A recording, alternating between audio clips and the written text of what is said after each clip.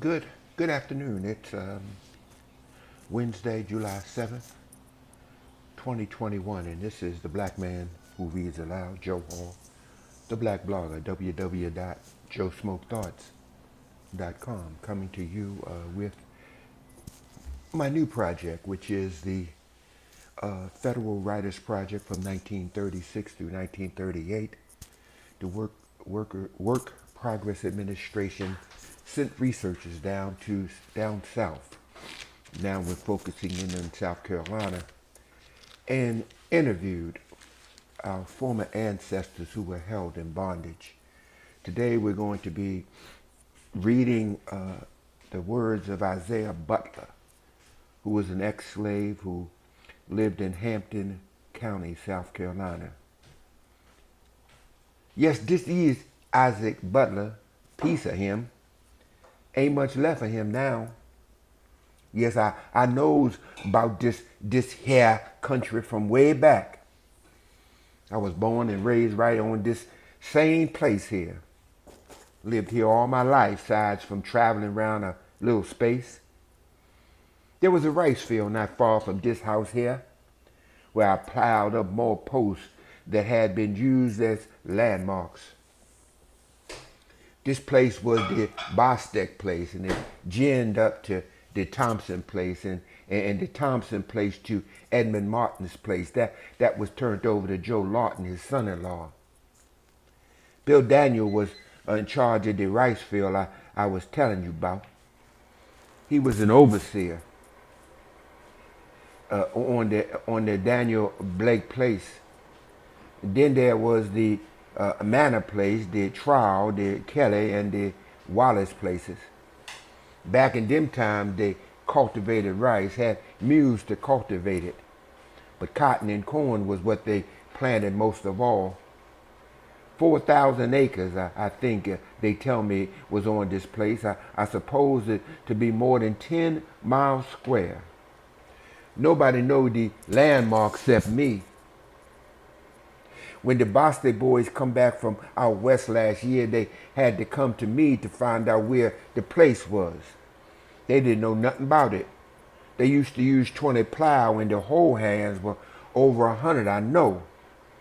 I remember when the Yankees came through, I was no more than a lad, 9 or 10 years old. Boston had a big gin house, barn and stables and such. And when the soldiers come, a goat was up on the platform in front of the door to the loft of the barn. There was some steps leading up there, and that goat would walk right up them steps same as anybody. The first thing the Yankees do was they shot that goat. Then they start and tear up everything. All the white folks had refuged up north and didn't do nothing to us niggers. For that time, I was just a little boy, too young to do nothing, just playing around in the street. Old Mr. Ben Bostic used to bring clothes and shoes to us and see that we was well cared for. There was 19 houses in the street for us colored folk. These was all left by the soldiers, but in the year 1882, there come a cyclone, some folks call it a tornado, and knocked down every house. Only left 4 standing. Pieces of clothes and things were carried for 4 or 5 miles from here. It left our house, but it took everything we had. It took the walls off the house, just left it flooring, and it was turned around, took everything. I just been married about a year, and you know how that is. We just had to scuffle and scuffle around till the good Lord bless us. There was plenty of deer, squirrel, possum, and rabbit in them times. No more than there is now, but there was no hindrance then as now.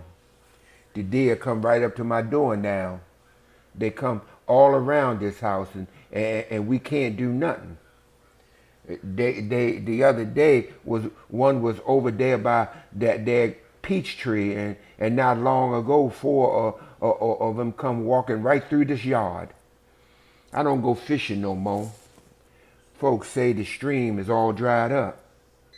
But I used to be a good fisherman, and me and me old woman, she fried me now.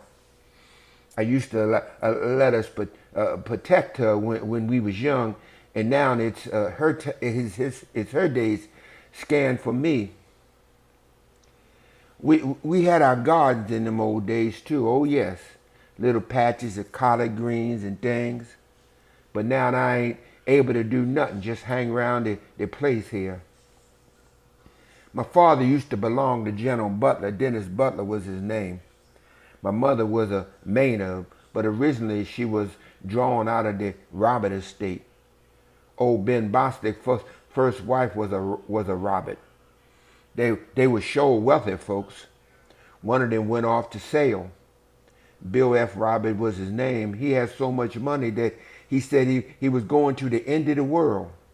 He come back and say he went so close, hell, the heat the draw the pitch from the vessel. But he lost his eyesight by it. Wasn't it long after that he got back and went stone blind? My old boss, preacher Joe Bostic, was one of the best of the men. He was hard of hearing like I is, and a good old man. But that old lady, old Miss Jenny, she was very rough. She hired over all the overseers, and she do it all. And if anybody tried to go to the old man with anything, she talked to him herself and not let them see the old man. In slavery time, them slaves was waked up every morning by the colored overdrive blowing a horn. Old man Jake Chisholm was his name. Just at daybreak, he put his horn through a crack in the upper part of the wall to his house and blow it through the crack. Then the underdriver would go out and round them up. When they done all the day work, they come home and cook their supper and wash up. Then they blow the horn for him to go to bed. Sometimes they had to go out and fire and finish their supper in the dark. The underdriver, he go out then and see who ain't go to bed. He wouldn't say anything then, but next morning he reported to the overseer, and then he hadn't gone to bed, he would be whipped. My mother used to tell me that if I didn't do a day's work, they'd put me in the stocks or the billboard. Each was given a certain task that they had to finish that day. That was what they called their day work.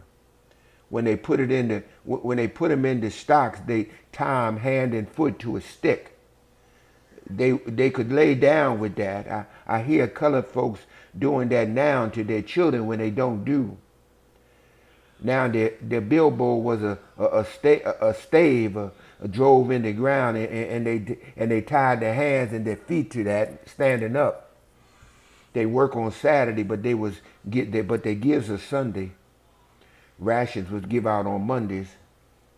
Edmund Lawton went over to Louisiana to work on the Catherine Gourard place, but he come back because he say they blow the horn for work on Sunday, same as any other day, and he say he wasn't going to go to work on no Sunday.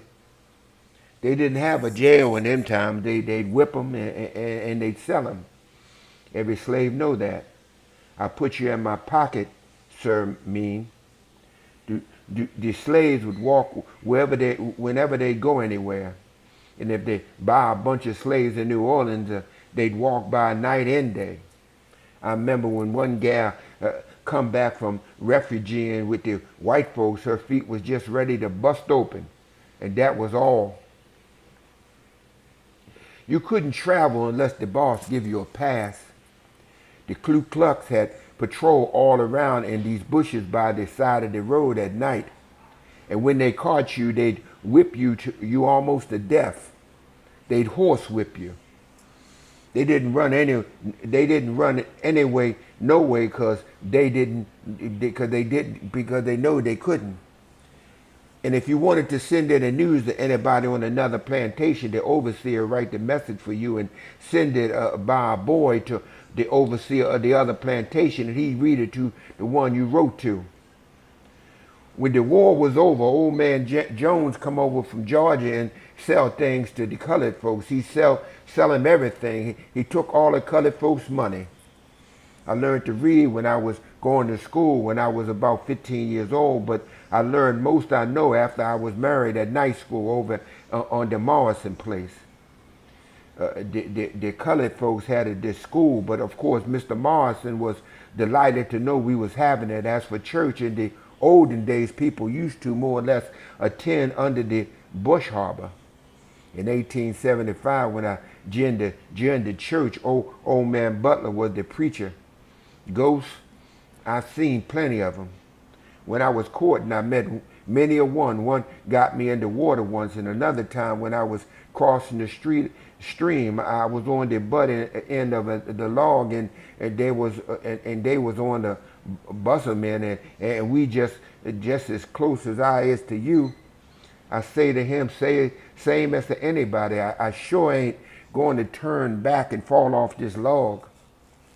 Now, this best thing for you to do is turn around and let me come out of you. You just got to talk to him, same as anybody. It doesn't pay to be afraid of him. So he wheel around. Spirits can wheel, you know. And when he get to the end of the log, I say, now you off and I off. You can go on cross now. I sure hope it is a thing, all right. They look just like anybody else, except it's just cloudy and misty, like it's going to pour down rain. But if you did, it don't do to be afraid of them. I ain't afraid of nothing myself. I ain't never seen no more. I guess I just sort of outgrown them. But there sure is such a thing, all right. The white folks see him too. I remember hearing old Joe Bostic, the preacher, say to a man by the name of Tinley, did you hear about that dang hog barking last night? Well, the spirit come right in the house, come right over the mantelpiece. It was in the field working same as I done, and I heard old Joe horse snorting. Old Joe didn't want nothing. He just wanted to see what I was doing. Abraham Lincoln done all he could for the colored folks, but they can't, none of them do nothing without the Lord. Isaiah Butler, Garnett County, South Carolina. Have a great day.